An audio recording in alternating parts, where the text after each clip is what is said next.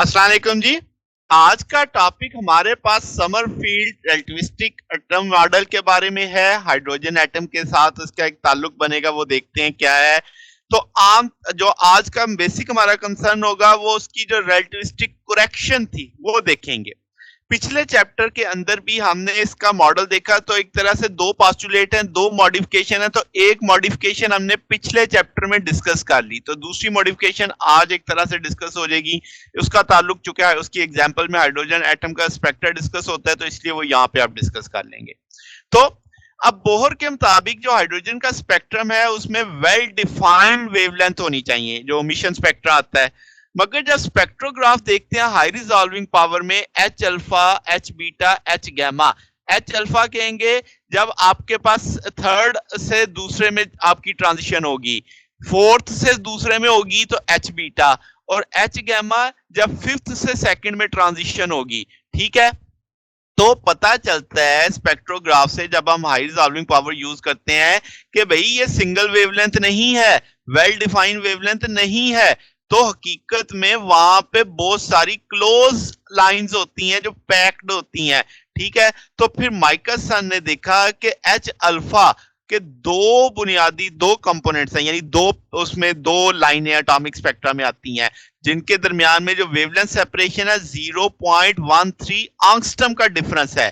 ठीक होगी बात, यानी ये एच अल्फा में, यानी कि 3 से जब 2 में जंप लगेगा तो आपके पास वहां पे आपको दो कंपोनेंट मिलेंगे। तो ये जो चीज, ये कंसेप्ट था जो इसे हम fine structure of spectral lines का नाम देते हैं।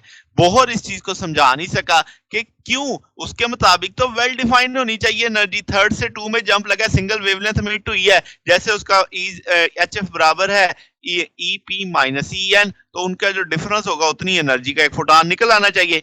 मगर ऐसा नहीं हो रहा। तो अब जनाब इस चीज को समझाने के लिए ये जो फाइन स्ट्रक्चर था स्पेक्ट्रल लाइन का, तो समरफील्ड ने दो मॉडिफिकेशनें दी। तो उनमें से जो पहली मॉडिफिकेशन थी हम पिछले चैप्टर में देख चुके हैं कि जो इलेक्ट्रॉन का पाथ है वो जनाब न्यूक्लियस के गिर्द सर्कुलर नहीं होता बल्कि एलिप्टिकल है, और उसका एक फोसाई होगा। और जो सर्कल वाला केस है जो बोहर का था वो एक स्पेशल केस के तौर पे देखा जाता है। ठीक होगी बात, आगे चलते हैं। अब ये हमारा आज का बेसिक कंसर्न होगा कि जो वेलोसिटी है एलिप्टिकल ऑर्बिट में वो वेरी करेगी ऑर्बिट के मुख्तलिफ हिस्सों में। ठीक है, तो अब एक और चीज कि ये रिलेटिविस्टिक वेरिएशन आएगी जिससे मैस वेरी करेगा इलेक्ट्रॉन का। तो रिलेटिविस्टिक वेरिएशन ऑफ मैस जब हम देखेंगे वेलोसिटी के साथ, तो ये जो मॉडिफिकेशन करेंगे तो उससे ये रिजल्ट हमें ज्यादा अच्छे डिफाइन हो जाएगा। ठीक है, तो इसीलिए इसे रिलेटिविस्टिक एटॉमिक मॉडल भी बोला जाता है। अब करेक्शन की बात की, जैसे हमने बात की कि डिफरेंट पार्ट में डिफरेंट वेलोसिटी होगी, तो करेक्शन क्या थी। अब वेलोसिटी अगर सर्कल में देखी जाएगी तो वो कांस्टेंट होगी आपके पास, मगर अगर जब उसको एलिप्टिकल ऑर्बिट में देखोगे तो वो फिर मैक्सिमम होगी फ्रिलियन पे और मिनिमम होगी एपिलियन आपके पास एपिलियन पे। अब आप देखो जब आपका जो फोसाई के करीब वाला हिस्सा है जिसे मैं आर पी, ठीक है, तो पेरीहिलियन में आप जिसे पी से रिप्रेजेंट कर रहे हैं, यहाँ की वेलोसिटी ये जो ए पॉइंट है जिसे आप एपिलियन बोल रहे हो, यहाँ की वेलोसिटी से मुख्तलिफ होगी। तो अब ये मैक्सिमम होगी पी पॉइंट पे, मिनिमम होगी ए पॉइंट पे। तो इससे समरफील्ड ने अपनी थ्योरी में मॉडिफिकेशन की। उसने कहा कि अब वेलोसिटी बदल रही है तो मैस में बदलाव आएगा, क्योंकि वेलोसिटी अच्छी खासी ज्यादा होती है। तो ये जो रिलेटिविस्टिक इक्वेशन है जो पाथ ऑफ इलेक्ट्रॉन को डिस्क्राइब करेगी, तो यानी एलिप्स की जो इक्वेशन है 1/r plus 1/e cos psi phi और a 1 माइनस एप्सिलॉन स्क्वायर। तो अब यहाँ पे जो साई स्क्वायर है 1 माइनस जी स्क्वायर ई की power 4 16 pi square epsilon naught square P square C square है। तो ये बुनियादी तौर पे हमेशा लेस देन 1 आता है ये फैक्टर आपके पास। अच्छा, तो ये जो पाथ है ये आपके पास रोजेट है, यानी कि एक प्रोसेसिंग एलिप्स जिसमें फोसाई एक ही जगह पे रहेगा, मगर वो जो एलिप्स है मेजर एक्सिस की वो प्रोसेस करेगी स्लोली। ठीक है, in the plane of ellipse about the axis through which the nucleus. जैसे ये समझो ये न्यूक्लियस है, तो ये उसका जो रोटेशन है ये प्रोसेस कर रहा है आगे की जानिब। समझ रहे हैं इस बात को? तो ये अब आपके पास अगर हम एनर्जी देखें रिलेटिविस्टिक थ्योरी के अकॉर्डिंग, तो वो मैंने ई एन लिख दी। आपको इसमें दो फैक्टर दिखाई दे रहे हैं, वो दोनों फैक्टर मैं बारी बारी डिस्कस करता हूँ। एम जेड स्केयर ई की 4 N 8 N square H square epsilon naught square minus M Z की पावर 4, ये सारा फैक्टर आपके पास जेड 4 ई की पावर 4 अल्फा। तो इसमें अल्फा आपके पास 1/37 है। ये समझ लें कि जो आपका ये पार्टिकल मूव कर रहा है, ये स्पीड ऑफ लाइट का 1/37वां हिस्सा है। यानी ये स्पीड सी आपके पास, यानी 1/37 ऑफ सी, यानी वेलोसिटी एक तरह से ये डिस्कस हो रही है। अच्छा, तो अल्फा यहाँ पे डायमेंशनलेस क्वांटिटी है, इसे हम फाइन स्ट्रक्चर कांस्टेंट भी कहते हैं। अब जैसे मैंने कहा कि एनर्जी में दो टर्म आपको दिखाई दे रही हैं, तो इसमें जो पहली टर्म है ये इलेक्ट्रॉन की एनर्जी है ऑर्बिट में, जिसमें प्रिंसिपल क्वांटम नंबर n इस्तेमाल हो रहा है, आप देख सकते हैं n स्क्वायर।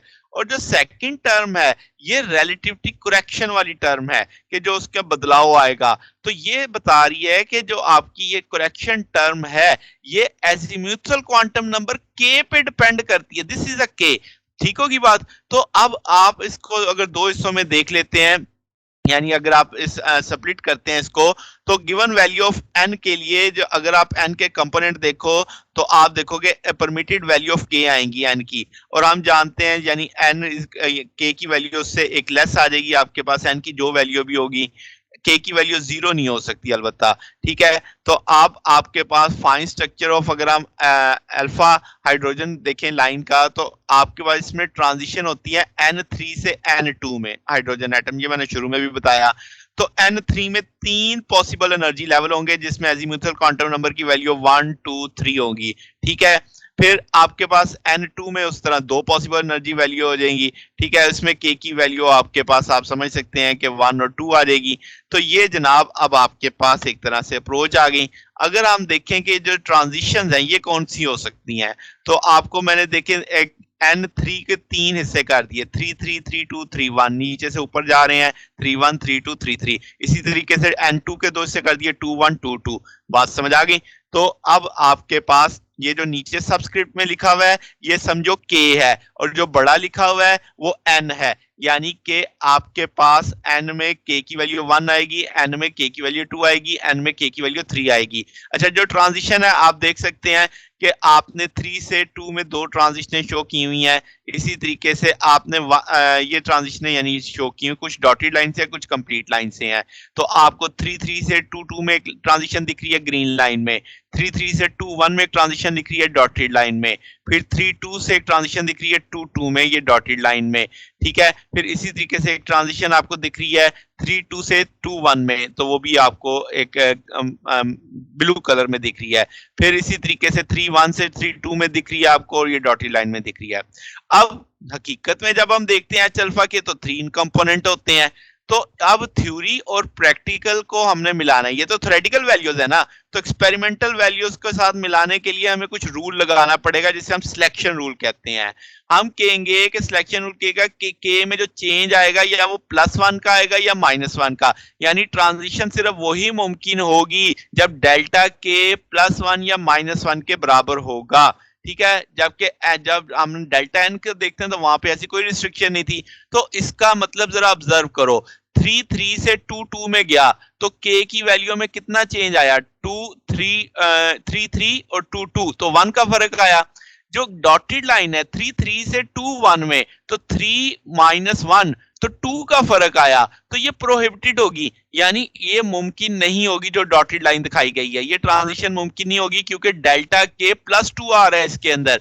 फिर इसी तरीके से जरा 3 2 2 से आप देखो 2 2 में, तो k की वैल्यू इधर भी 2 है, k की वैल्यू इधर भी 2 है, तो k 0 हो गया, तो ये भी मुमकिन नहीं होगी, ठीक है? फिर आप देखो 3 2 2 से 3 2 1 में आ रहा है ये ब्लू कलर, तो आपकी k की वैल्यू 2 है, k की वैल्यू 1 है, तो 1 का फर्क आ गया, ये पॉसिबल होगी। फिर इसी तरीके से आपके पास 3 1 से 3 2 में जा रहा है, k की वैल्यू 2 है, k की वैल्यू 1 है, -1 आ गया जो कि मुमकिन है, यानी -1 वाली भी पॉसिबल है।